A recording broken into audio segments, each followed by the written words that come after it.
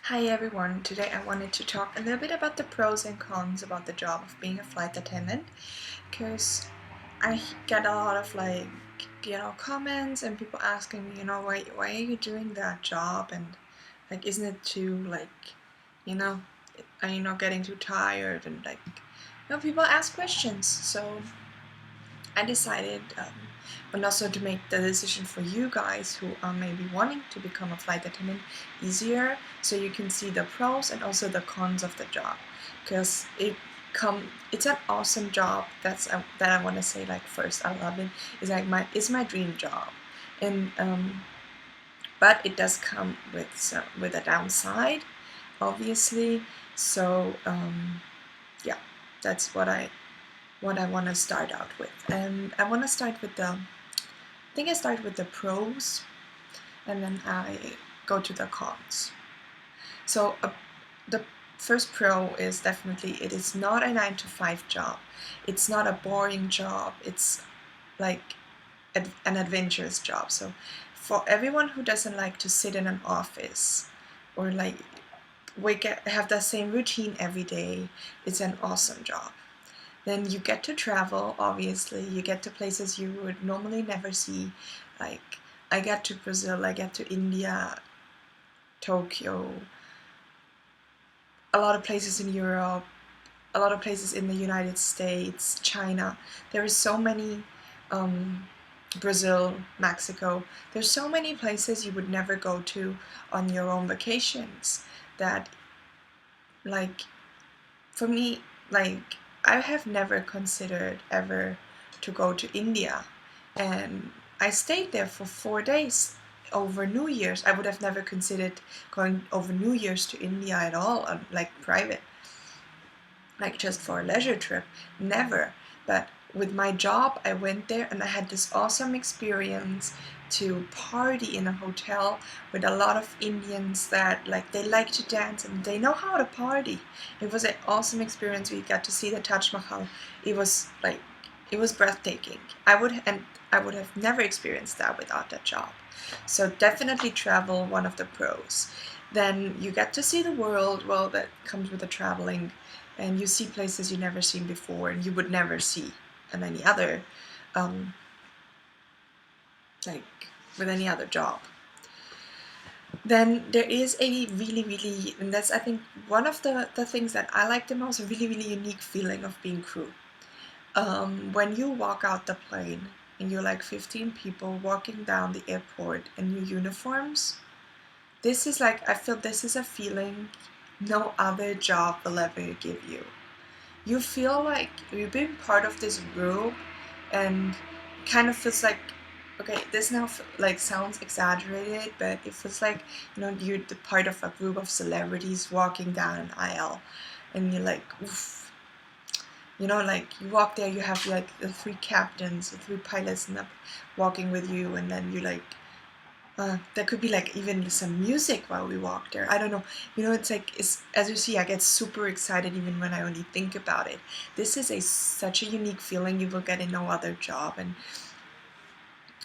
you be part of the group. You belong together, and that's a really cool feeling. And well, you also get to meet many people, because in every flight you have a different crew, so you meet a lot of colleagues, and you also meet a lot of people on the plane, and there's a lot of interesting people on the plane, because sometimes there are celebrities, there are politicians, they're and also unknown people that are really interesting, that have a really interesting story to tell, and a lot of people are really eager to tell you that story if you're wanting to listen to it. And I heard really lovely and really sad stories why people fly, when also really amazing stories, once just a little bit out of little story that was really taking my heart. And there was this couple who was traveling with 4 children, and all 4 children were they were handicapped, and they were their children, they were really outgoing, and I came into I got into a conversation with the couple, and they told me that they just came all the way from Russia because they adopted those 4 children from an orphanage, because the conditions in like Russian and Ukrainian, no, I think it was Ukraine actually, yeah, Ukrainian orphanages are really, really bad. They sometimes don't get, especially when the kids are handicapped. Kids were all like, didn't get enough nutrition,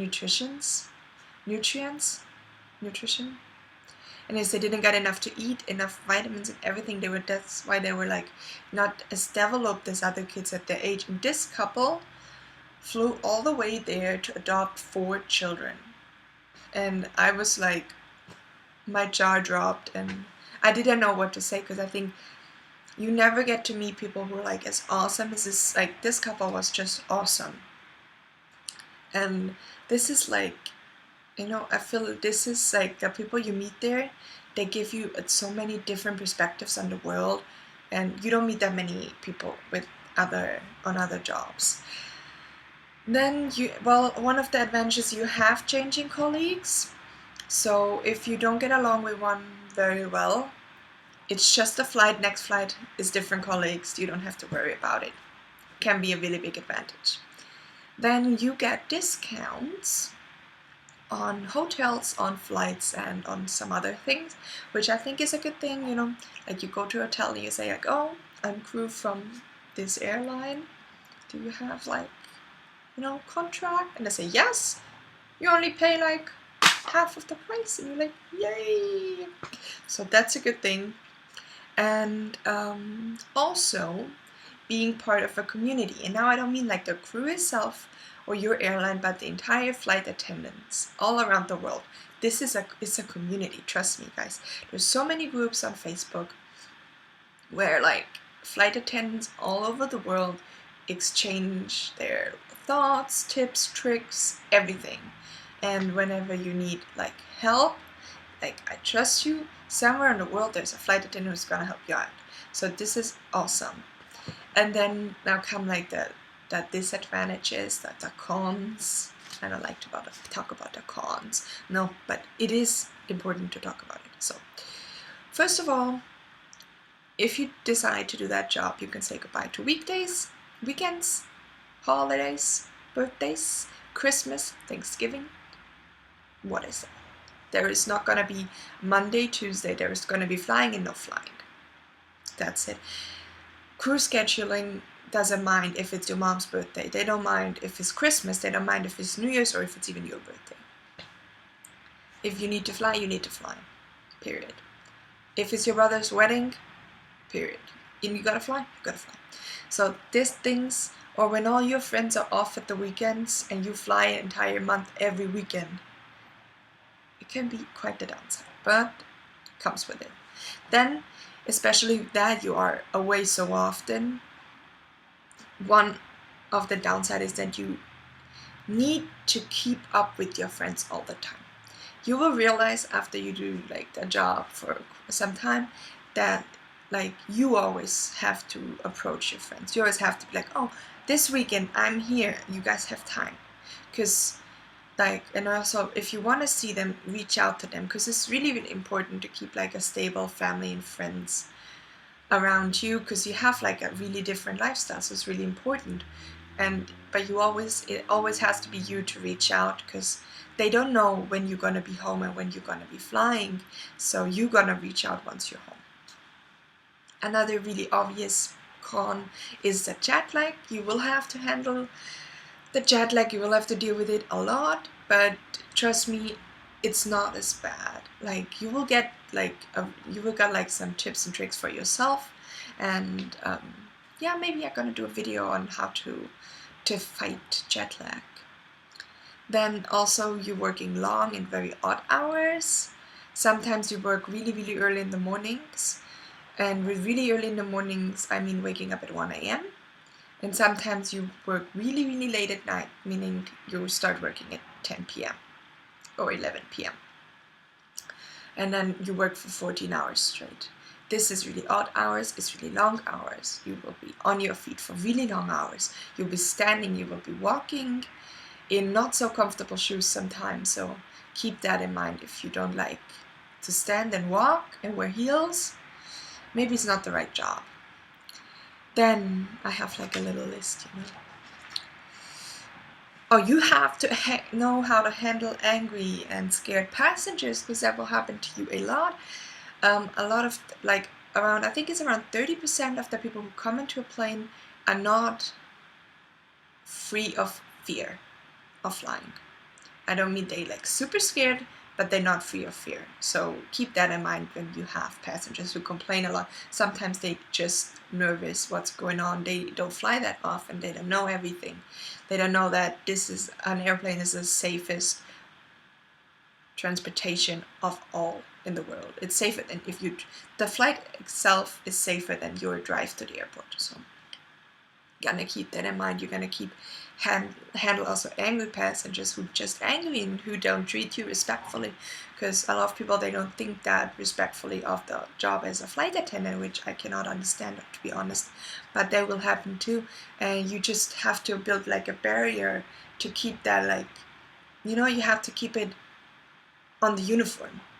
That's what I always do. When I take off my uniform, I'm a different person. I don't I just let it, you know, like, my uniform is my protection for myself. So if there's an angry passenger, my uniform catches it and throws it away.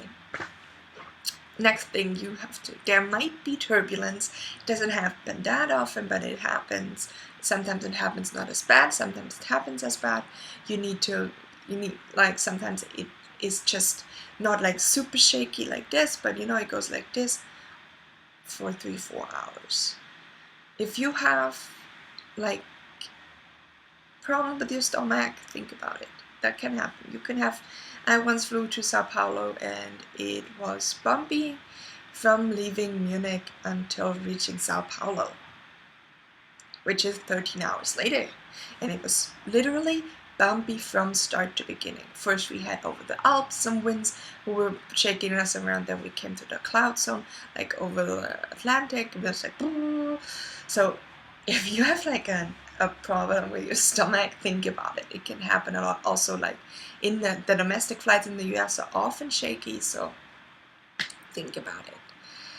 Then you have to be aware that you will be away from your loved ones, from your husband, boyfriend, girlfriend, whatever, family, friends. You will be away from them for a long time, and maybe on days that are really important to you. Maybe it's your birthday and you will be in a totally different country, and you have to be aware of that you not like that you be away like for 5 days in a row, and that you won't see them for 5 days in a row. And that can also be a big problem for some people, because sometimes, you know, the crew doesn't get together, doesn't do anything together, so you will be totally lonely. And you have to have, like, you know, like a strong personality to handle that, so you don't start like drinking or drug abuse or anything while you are alone, because you can handle the loneliness. And now you guys think, oh, you know, what's she talking about, alcoholism and drug abuse, but this is really common, like, under like loneliness, and it links together.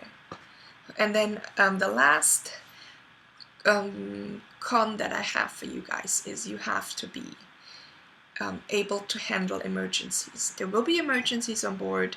There might be smoke, there might be fire, there might be people who pass out, there might be people who get injured because, I don't know, they cut themselves somehow. They think the weirdest things are happening. People get the stomach flu. It can happen, and a lot of people get the stomach flu. It can happen people start puking because you fly through turbulence. And it can also happen, and you know, that is never gonna happen to me, but I know I have colleagues that this happened to. There are gonna be people who die on board, and that is, I think, that is one of the most horrible things that can happen besides a fire, because that's really dangerous for the entire plane. But I think that is the second most horrific thing that can happen if someone dies, because most of the time you will fly to the end to your destination, and because that's where the dead person wanted to go, that's where the dead body needs to go. So you just keep on flying. That means you need to have a place for the body, and you need to cover it, and it will be, and it will be there. And it's also really sad, if like the dead person traveled with someone else. Like, you need to know like how to handle that, how to, if there's like an older couple and maybe the husband just dies and you have the wife, the widow now sitting there, you need to handle that, and you cannot let it get to you. And also you have to be familiar with blood, because there might also be some birth on board, which is like more like the happy occasions, but also really, really dangerous for the mother and the kid. Giving birth in like 30,000 feet is not what you do every day. So this is definitely, like, you need to keep that in mind, that you have to handle emergencies and first aid and blood and vomit and maybe people who have diarrhea and don't make it to the toilet. There are things happening on board and you need to be like familiar with that. But I think if you have like a strong personality and if you personally think you can handle it, then go for the job. Definitely apply on different airlines, apply abroad, like go for it. Because for myself, I can say this, I took this job and it grew on me so much that right now I'm actually living in the United States, but I'm flying to Germany just to do my job every month. So I live in the States, but only to keep that job, I fly to Germany every other month. So like, this is how much I love it. Like, and another downside is don't do it for the money, because none of the airlines' payment is great. So keep that in mind. You're not gonna become richy with that job. But yeah, other than that, please, if you love it, if you want to go for it, go for it. Like, motivated flight attendants is all we need. And if you have any more questions, please comment down below in the section or send me a message, and I will be more than happy to answer you and help you out. Bye everyone, and happy landings.